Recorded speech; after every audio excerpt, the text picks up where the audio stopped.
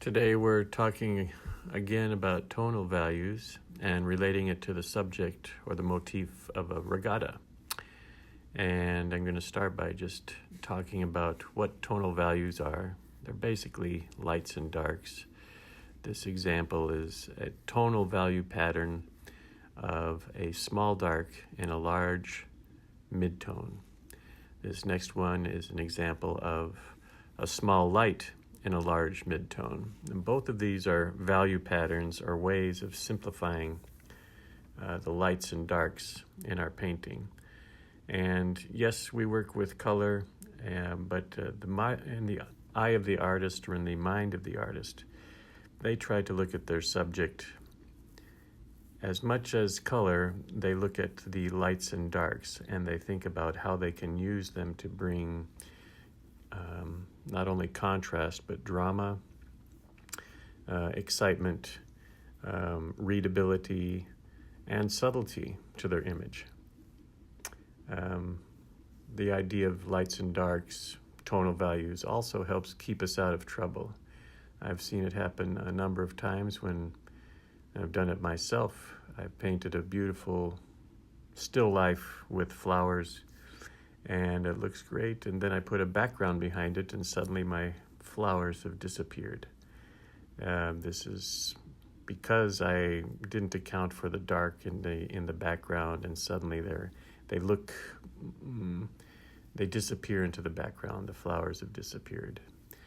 So we're working with a tonal value pattern. It may be a new term for you, but we're going to be exercising this in this work this week and in next week's work as well. So the terminology will start to become familiar, and you'll start to actively think about this when you're making your composition. What I've done in this painting, I'm using a single color, burnt sienna, is I painted the sky coming down the paper, very flat sky, and then into that sky I added these diagonal clouds to create a movement of the weather's transitioning. And I've left whites to represent the sails. So here you see an example of a tonal value pattern, which is basically a small light and a large midtone. And we're going to continue to exercise this small light and a large midtone, if you remember that, through a color version of the same painting.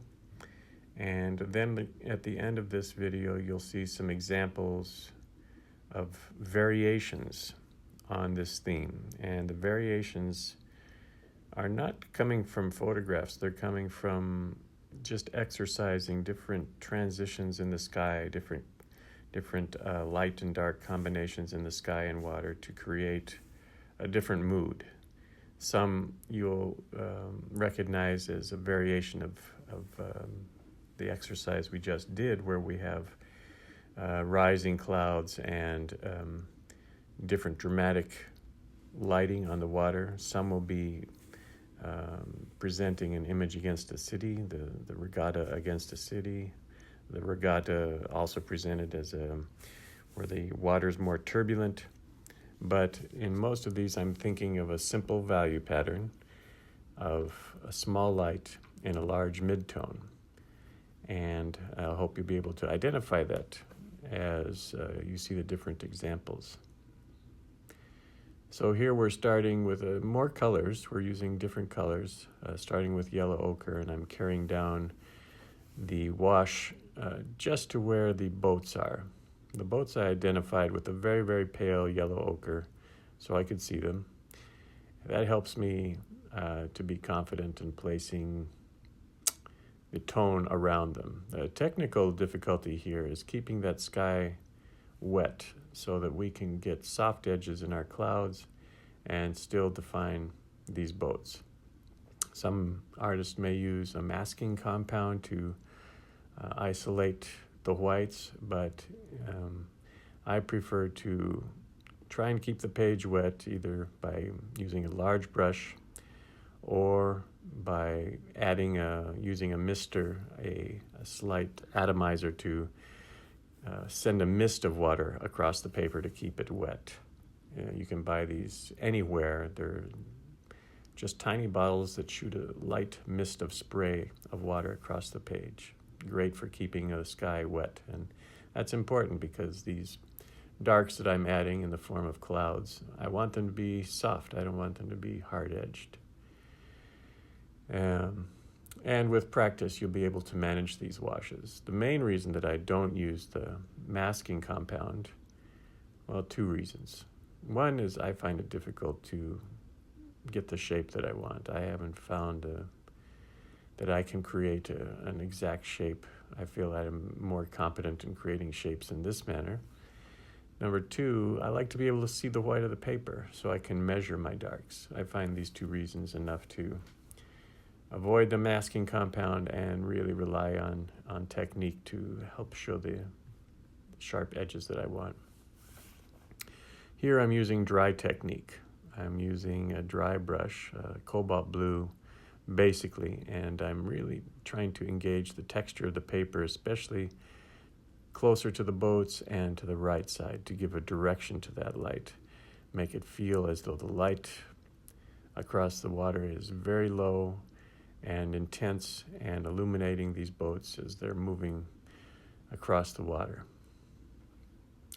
I discovered a few other things in doing this series. One is how to affect the sensation just through shape.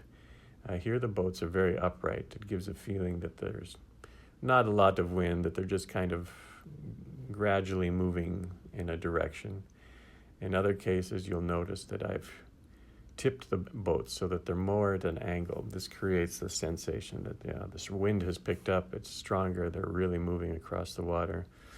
And we can do a similar thing with clouds and the shapes of the waves. Anyway, this is, I'm finishing off the water, and the boats have sort of a flat appearance to them. I'm not pleased with that. I'll go back in and add some slight colors to push some of the boats back into the painting. I'll add some tone to soften some of the edges on the boats so they don't feel like they're really cut out and pasted onto the paper, more like they're integrated with the atmosphere. And it's an important stage. I wait for the painting to dry and then add these last touches, usually borrowing from colors that are at work in the painting already. And after this, I'm going to show you some of the variations that came out. But this is a small painting, and as an exercise, I really encourage everyone to play with this theme. Try variations based on your imagination or things that you may have seen.